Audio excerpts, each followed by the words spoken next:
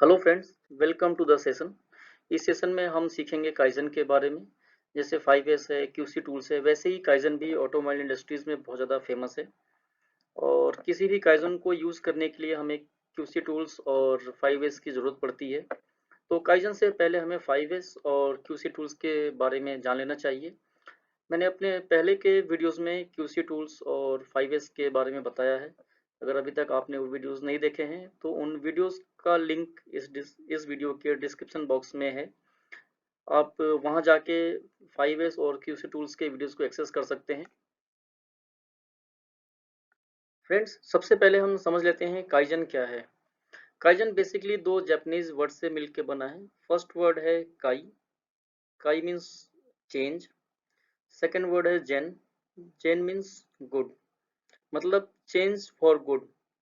अगर हमें कहीं भी प्रॉब्लम आती है तो उस प्रॉब्लम को ख़त्म करने के लिए या उसके इम्पैक्ट को कम करने के लिए जो भी हम चेंज करते हैं प्रोसेस में, अपने बिहेवियर में या किसी भी चीज़ में, तो इसको हम काइजन कहते हैं।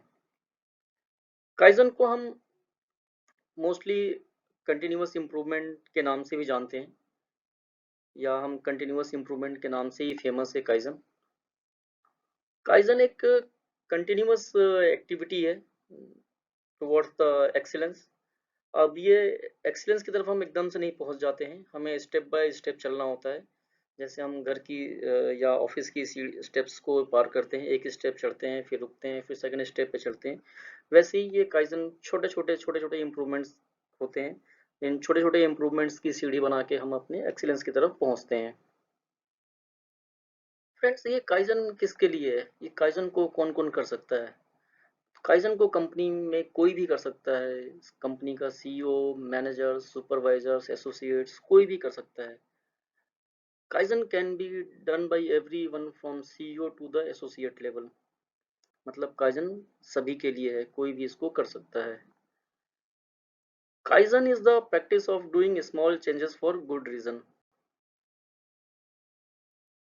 फ्रेंड्स, बात कर लेते हैं four principle of kaizen. Kaizen के चार प्रिंसिपल कौन कौन से हैं? तो सबसे पहला है good processes create good results. मतलब जितने हम अच्छे प्रोसेस बनाएंगे या जितनी अच्छी प्रोसेस को डेवलप करेंगे, हमें उतना अच्छा रिजल्ट मिलेगा। या यूं कह लें कि हम इम्प्रूवमेंट कर करके प्रोसेस को जितना अच्छा कर लेंगे उतना अच्छा रिजल्ट हमें अचीव होगा। सेकंड है कोई भी इम्प्रूवमेंट छोटे छोटे चेंजेस के बेस पे होना चाहिए। कोई भी इम्प्रूवमेंट एकदम से सडन से 0 to 100 नहीं जाता है। हमेशा छोटे छोटे चेंजेस करके ही हम 0 से 100 पे पहुंच सकते हैं। जैसे कि अगर आप इसमें देखें तो स्टेप्स दिखाया गया, एक स्टेप फिर इम्प्रूव किया, फिर उसको सस्टेन किया, फिर सेकंड स्टेप पे चढ़े, फिर उसको वहाँ पे सस्टेन किया, फिर थर्ड पे, ऐसे ही करते करते हम टॉप पे पहुंच जाते हैं। थर्ड है कोई भी इम्प्रूवमेंट हमेशा मेजरेबल होना चाहिए, ताकि हम बिफोर और आफ्टर की सिचुएशन को मेजर कर सकें या कंपेयर कर सकें। फोर्थ और मोस्ट इम्पॉर्टेंट है, हमेशा हमें एम्प्लॉयज को एम्पावर करना चाहिए towards the kaizen. Friends, principles के बाद हम बात कर लेते हैं पिलर्स ऑफ काइजन के बारे में। Good housekeeping, 5S। Elimination of waste, muda. Muda basically ये 3 एम्स हैं। किसी भी लीन मैन्युफैक्चरिंग में 3 टाइप के वेस्ट होते हैं, मुदा, मुरी एंड मुरा। अगर इनको समझना है तो आप मेरा नेक्स्ट वीडियो का इंतज़ार करिए, जिसमें मैं मुदा, मुरी और मुरा को डिटेल में एक्सप्लेन करूंगा। यहाँ पे हम केवल मुदा को ब्रीफली समझेंगे। और थर्ड पिलर है स्टैंडर्डाइजेशन। फ्रेंड्स, हम बात कर लेते हैं फर्स्ट पिलर की। फर्स्ट पिलर है मेंटेन गुड हाउसकीपिंग। तो हमें गुड हाउसकीपिंग मेंटेन करने के लिए अपने एरिया में हमें 5S को मेंटेन करना होता है। तो ब्रीफली हम यहाँ पे समझ लेते हैं 5S क्या है। अगर आपको डिटेल में 5S समझना है तो 5S के वीडियो का लिंक मैंने इस वीडियो के डिस्क्रिप्शन बॉक्स में दे रखा है। आप वहाँ जाके 5S को आप डिटेल में समझ सकते हैं। तो फ्रेंड्स, शुरू करते हैं 5S। फर्स्ट एस है सेरी। सेरी means sorting, sort necessary and unnecessary things. Second है सितौन। सितौन means systematic arrangement, place for everything and everything should be at its place. Third है सीसो। सीसो means cleaning, cleaning with meaning, और we can say cleaning with inspection. Fourth है सिकेत्सु।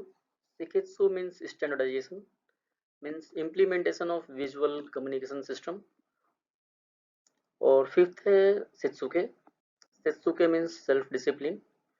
और practice 5S, मतलब अभी तक जो हमने 4S इम्प्लीमेंट किए हैं इनको प्रैक्टिस में लाना। फ्रेंड्स, सेकंड पिलर है एलिमिनेशन ऑफ वेस्ट। मतलब लीन मैन्युफैक्चरिंग में 3 टाइप के वेस्ट होते हैं, मुदा, मुरी एंड मुरा।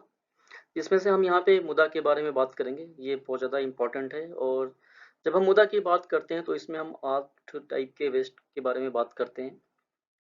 और जैसे कि ओवर प्रोडक्शन है, एक्सेस इन्वेंट्री है, डिफेक्ट है, ट्रांसपोर्टेशन है, अनयूज्ड क्रिएटिविटी है, इनएप्रोप्रिएट प्रोसेसिंग है, एक्सेस मोशन है, वेटिंग है। ये सारे एक तरीके से वेस्ट हैं जो हमारा टाइम कंज्यूम करते हैं किसी भी प्रोडक्ट को सही तरीके से कस्टमर तक डिलीवर करने में। अब हमें इनको आइडेंटिफाई करके इनको एलिमिनेट करना होता है।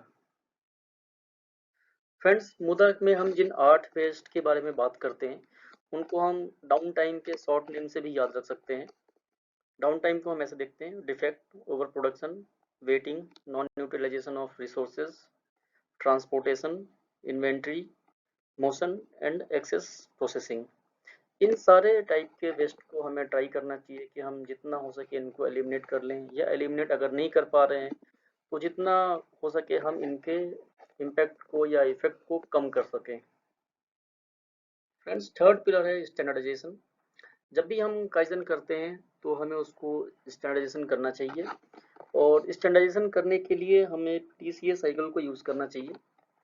TDCA साइकिल से लगभग सभी लोग फेमिलियर होंगे। अगर फिर भी किसी को क्लियरिटी चाहिए तो आप कमेंट बॉक्स में कमेंट कर सकते हैं, मैं TDCA को डिटेल में कवर कर लूँगा। फ्रेंड्स, हम बात करते हैं चैलेंजेस के बारे में। जब भी हम काइजन को इम्प्लीमेंट करते हैं या सजेस्ट करते हैं या काइजन को करते हैं तो उस टाइम पे क्या चैलेंज आते हैं, इसको समझने के लिए हम एक पिक्चर को एनालाइज करते हैं। इस पिक्चर में अगर आप देखेंगे तो 2 लोग हैं जो एक कार्ट में कुछ मटेरियल को ट्रांसपोर्ट कर रहे हैं एक जगह से दूसरी जगह। और इनके व्हील्स को अगर हम देखें तो इसमें स्क्वायर व्हील लगा हुआ है जिसकी वजह से इनको बहुत ज़्यादा एफर्ट लगाना पड़ता है। और एक थर्ड पर्सन है जो उन्हें एक गोल व्हील सजेस्ट करता है कि आप ये व्हील्स इस कार्ट में चेंज कर लो तो आप आसानी से मूव कर सकते हो और ज़्यादा आपको फोर्स लगाने की ज़रूरत नहीं पड़ेगी। लेकिन बदले में उनका रिएक्शन क्या आता है? पहला आदमी बोलता है कि वी आर टू बिजी, हम बहुत ज़्यादा बिजी हैं, हमारे पास टाइम नहीं है इसको लगाने के लिए, इम्प्लीमेंट करने के लिए। दूसरा आदमी बोलता है नहीं, हमें कोई ज़रूरत नहीं है इसकी, थैंक यू, हम जैसे हैं वैसे ही ठीक है। तो इस टाइप के हमें चैलेंजेस मिलते हैं जब भी हम काइजन को इम्प्लीमेंट करते हैं या काइजन को करते हैं या काइजन को सजेस्ट करते हैं किसी को। तो फ्रेंड्स, हम काइजन के कुछ इम्पैक्ट के बारे में देख लेते हैं इस पिक्चर के माध्यम से। अगर हम ऊपर की दोनों पिक्चर्स में बिफोर एंड आफ्टर की सिचुएशन को कंपेयर किए करें तो अगर पहले वाली पिक्चर में हम देखें तो टूल्स है सब यहाँ वहाँ बिखरा हुआ रखा हुआ है, कोई भी काम अपना आसानी से नहीं कर पा रहा है, सब लोग एक दूसरे को देख रहे हैं कि कौन सा काम पहले करें कौन सा काम बाद में करें। इसके अपोजिट जब हम कुछ इम्प्रूवमेंट कर दिए हैं यहाँ पे इन लोगों ने, तो सब लोग अपना अपना काम स्मूथली कर रहे हैं जिससे प्रोडक्टिविटी भी इम्प्रूव हो गई और क्वालिटी भी इम्प्रूव हुई और सेफ्टी भी इम्प्रूव हो गई। अगर टूल तरीके से रखे हुए हैं तो किसी के पैर पे नहीं गिरेगा या किसी को चोट नहीं लगेगी।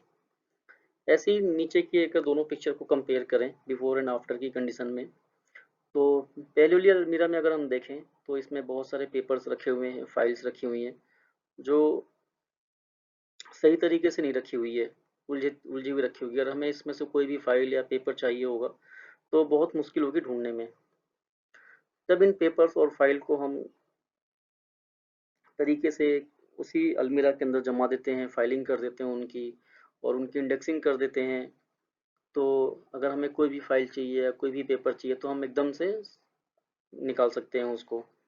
तो फ्रेंड्स, ये बेसिक अगर हम देखें तो इसमें 5S दिख रहा है, हमें 5S को इम्प्लीमेंट किया है और उसको प्रैक्टिस कर रहे हैं।